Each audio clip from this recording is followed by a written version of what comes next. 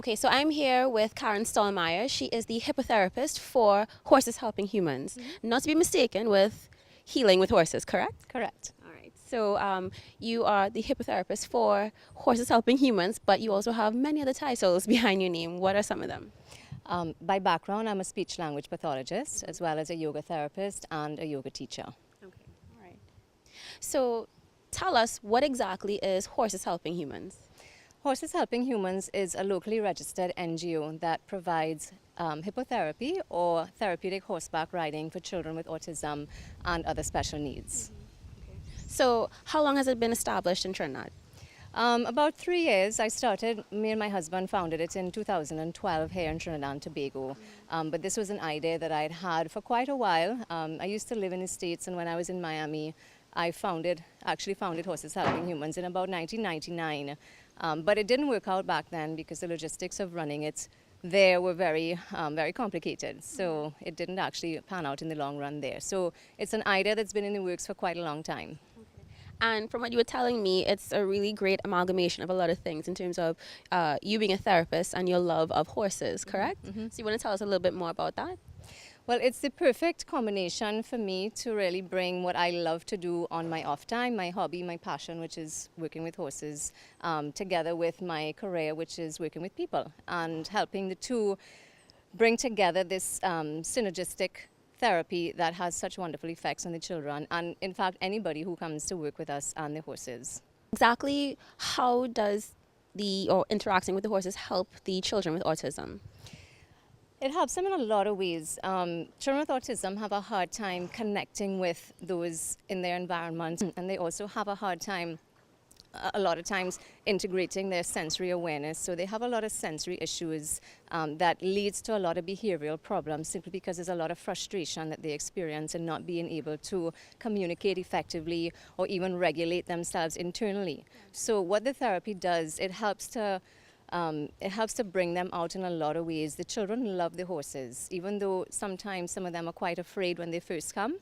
That's one of the challenges that we do work through, and inevitably all of the children eventually overcome their fear and they're able to make this connection with the horses that then transcends just the horses and moves out to affect us, their therapists, their family members, their siblings, and society at large. So it has a calming effect on them. It helps them not only to regulate that internal sensory environment, but to help their speech and language development. The actual act of riding helps their motor control, so their physical and fine motor skills will be improved, their core balance, their coordination, their focus, concentration, attention. So many things are improved just by being around the horses, doing the therapy, interacting with them, and then of course being out in this beautiful natural environment here that we have. We're so lucky and blessed to have here. Is there a particular age range, or is it open to anyone with autism, including adults living with autism? It's open to anyone. You know, with intervention, ideally early intervention is the best. So the younger that a child is diagnosed and starts to receive therapy, the better. But we offer this for anybody. And in fact, anyone who needs any type of healing is welcome to come and experience what horses do for us, because they offer something very special, something that only horses have. And that's why this therapy is so effective, because of what it is that horses bring to us humans. All right, and it's a great initiative, obviously, but I'm sure it's not one without its challenges. Can you highlight some of the challenges that you guys would have faced so far? Well, the first challenge was actually operational space, and we were located in a couple of stables before we got here. And then, of course, funding to keep the operation alive is always a challenge, and that is one thing that we've been working very hard on. First of all, educating the general public that we are here, that hippotherapy is a viable mode of therapy, that it's an internationally established and recognized form of therapy, and that it is something that is available here in Trinidad. So it's been a challenge simply educating people that this is not just a recreational activity, although it can be a wonderful recreational activity. This is also a bona fide therapeutic activity that has tremendous impacts and improvements on the kids that are seen. So overcoming those two challenges, we've been working very hard on getting the word out and on just getting the support financially from various corporations, and even talking to some government agencies about help with that too. Lots of people have been helping us. We have had some sponsorship to date, and private donors, corporate donors, Republic Bank's Power to Make a Difference, RBC has helped us out, Shepherd Securities, Movie Town, of course, is a big one, Movie Town, and Mr. Derek Chin, who has donated 2 of our lovely horses here to us. We have a fundraising movie that Movie Town has been showing for us before the start of every movie, just highlighting what we are doing and making a plea to the general public to help support the program. So that is, it's been a huge help just getting the word out for us.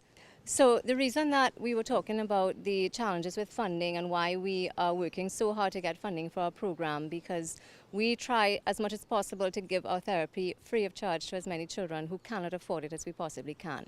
So that is the reason why we are actively seeking sponsorship for our Sponsor a Child program, which is where most of the money goes to when we do get it, as well as for the care and upkeep of the horses. Is there anything you would like to tell the public or audience, for those who may not have known about horses helping humans? Anything you'd like to let them know about, further educating them or getting them on board if they would like to volunteer? Anything?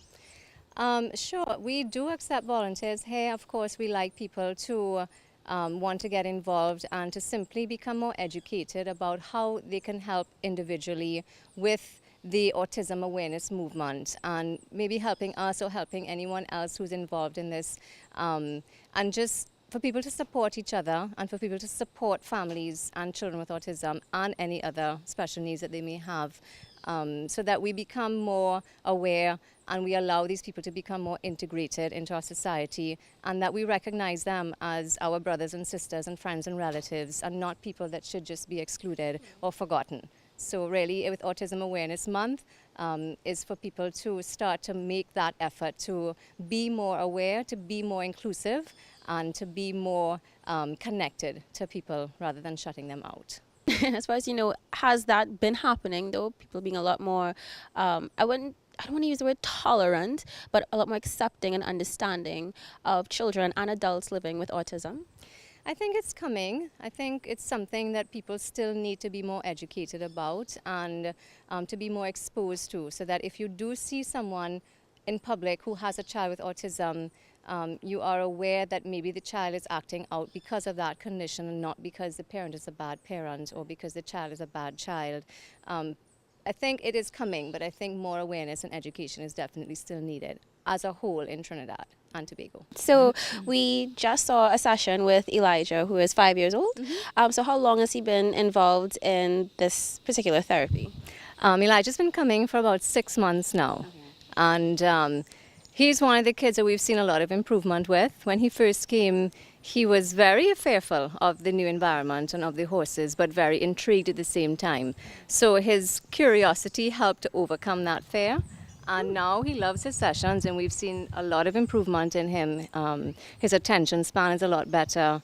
He's still quite distracted, as autistic children tend to be, but he is a lot more focused now in the therapy. We're getting a lot more conversation out of him. He's repeating words after me, initiating some conversation, participating in all the activities that we do with him. So in general, we're starting to see great progress with Elijah. That kind of progress, you can say, is a direct result of being a part of this therapy, correct? Yes, yeah, I would say so. And of course, they are also getting other therapies outside of here. So I would say it's, a combination of everything, but just from what we see in the kids when they start coming here, yes, what we see is a direct result of what we are doing here with them, with the horses.